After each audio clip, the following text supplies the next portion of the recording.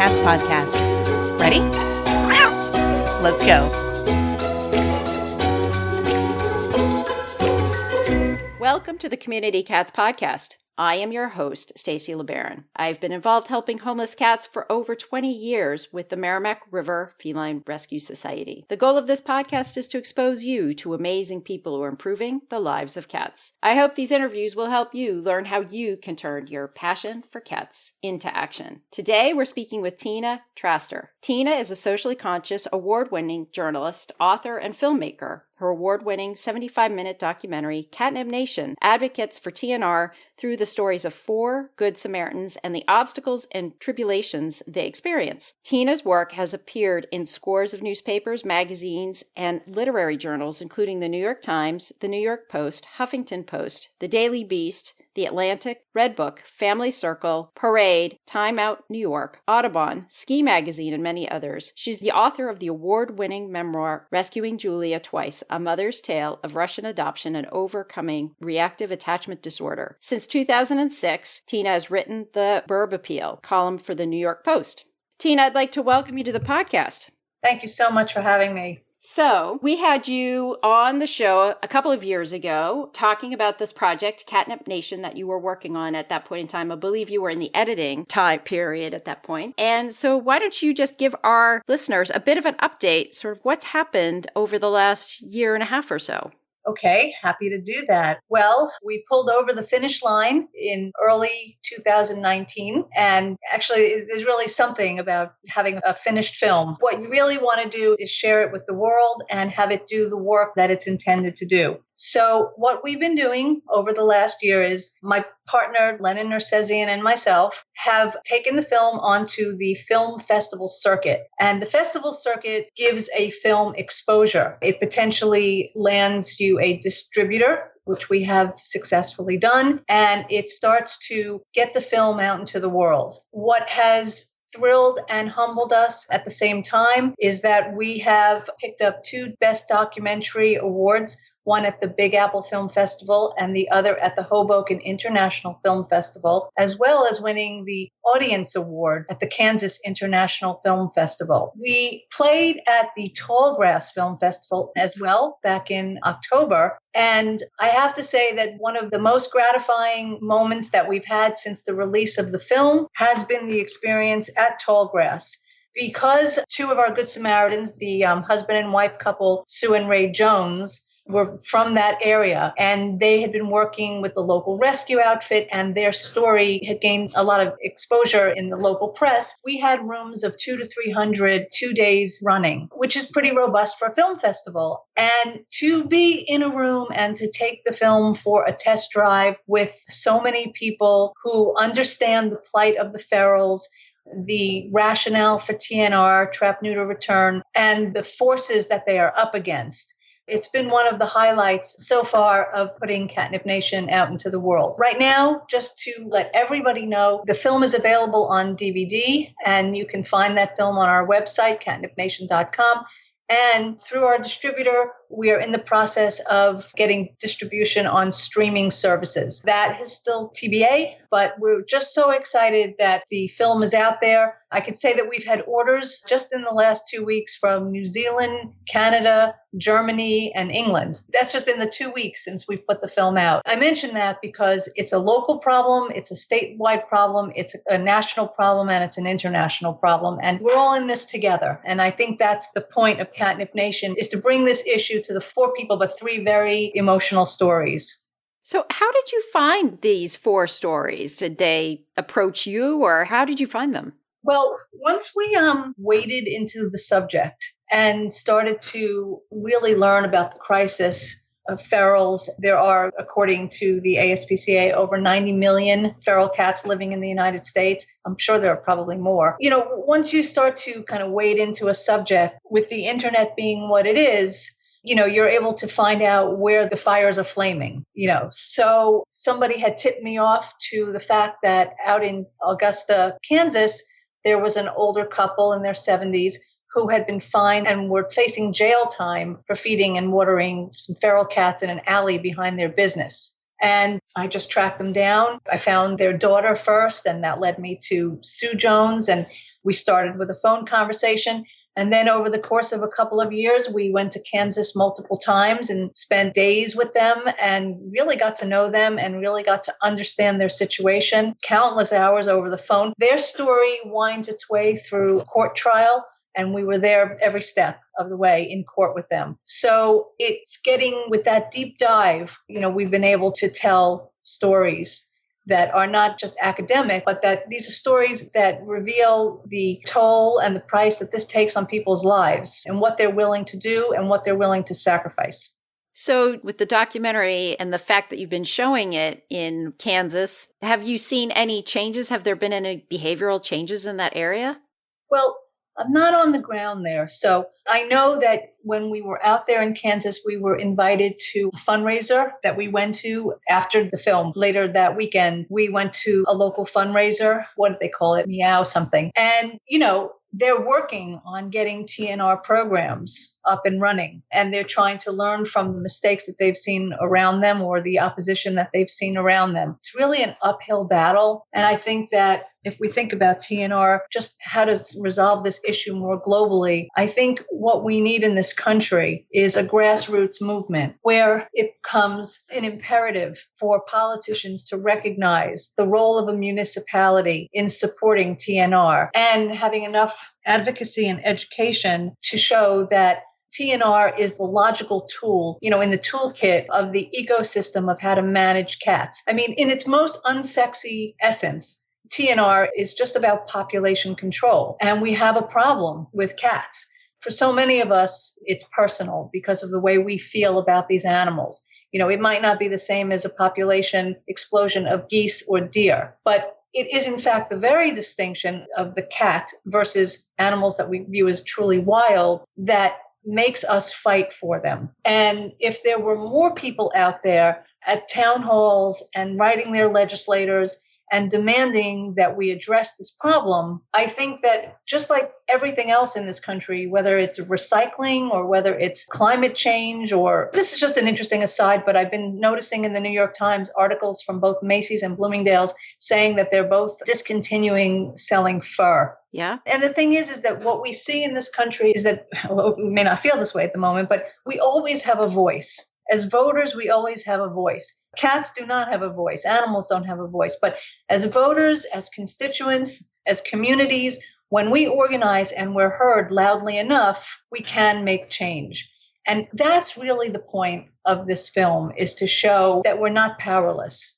Yeah, and you make some great points there about the role that municipalities need to play with regards to the overall health and wellness of cats in our community, and understanding that there are some proactive actions out there that can be done. There's some reactive actions out there that can be done. There are actions that are harmful and actions that are helpful. My thing, I feel like it's extremely unfortunate that in many of these situations, these types of conversations have to happen when there's a high stress level going on, because there's significant conflict already happening. In my utopian dream world, I would, have these conversations with municipal leaders before any sort of conflict happens, to be as proactive as possible and sit down with the board of health officials or the police or both, fire department. I've worked in various different scenarios in communities where really it's the police and fire department who are your greatest advocates. And in other communities, it's your board of health that's your greatest advocate, finding out who your municipal greatest advocate is and then working your way through the system that way. But when things are already very confrontational, it's a hard process to work through. It seems like there's a lot of emotion, a lot of energy. Did you see a lot of that happening in your documentary?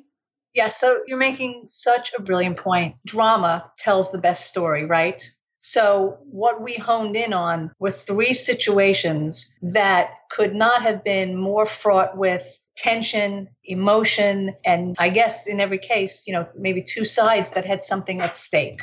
And that is how we help tell this story. But you are so right, which is that if this issue were dealt with not during the storm, but in a state of calm, in a state of, plotting, in a state of methodical, logistical steps of people coming together to do that kind of education, to preempt the problem, that is in fact ideal. I can tell you from getting involved in my own local community along those lines, it still doesn't always work out because you are often up against preconceptions and public officials that can't seem to open their minds to this, their hearts to this. The constituent of people who come in to talk about this issue can still be stigmatized as the crazy cat ladies and not necessarily given the respect that they or the issue deserves. What is needed is for grassroots groups to essentially be as professional as Washington, D.C. lobbyists. I mean, they need to come at this in an educated way as professionals, as people who have a solution for really a problem that is a municipality's problem, and to be able to, stay the course while you get negative feedback from the animal control officer who's been doing the job for 25 years and can't see to do it any other way, or from the town supervisor who doesn't see the votes there. It takes a tremendous methodical effort to educate people who are often in control and who make these decisions. It also involves, I think, finding the right angle and understanding that not everybody out there might be as passionate about, feral cats that we may be, but there might be other issues that might be of interest to those folks that revolve around the scenario, and you'll come to the same conclusion as to what the process is at the end, but yet you have two different end objectives. It might be around a bird issue and wanting to make sure your cat population reduces in size. It might be a social service issue and ensuring that owned cats in the community are getting access to a free or low cost spay neuter for their cats, which then ultimately helps impact the number of free roaming cats that are out there. So you also have to try and figure out what would move the needle for them rather than always saying, well, this is the only way. So there's a lot of listening that has to happen too. And I think that for any groups that are out there, it really is a great thing, regardless of whether you like them or not, is to get together with your elected officials at least once a year, maybe even twice a year, to sort of have a state of the cat conversation out there.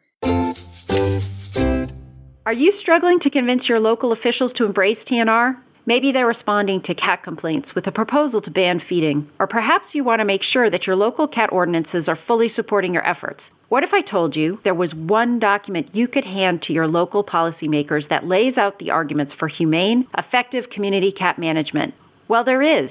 Focused on what local leaders want and need to know, the Managing Community Cats Guide for Municipal Leaders, a publication of the Humane Society of the United States, offers an in-depth look at community cat management programs, with proactive approaches and collaborative efforts that local communities can use to effectively and humanely reduce the free-roaming cat population. Visit animalsheltering.org/cats to download a free copy of the Managing Community Cats Guide for Municipal Leaders, or learn how you can order print copies at animalsheltering.org/cats. You'll also find additional resources to protect cats in your community, including a return to field manual, catio brochures, cats and wildlife information, and more. Visit animalsheltering.org/cats.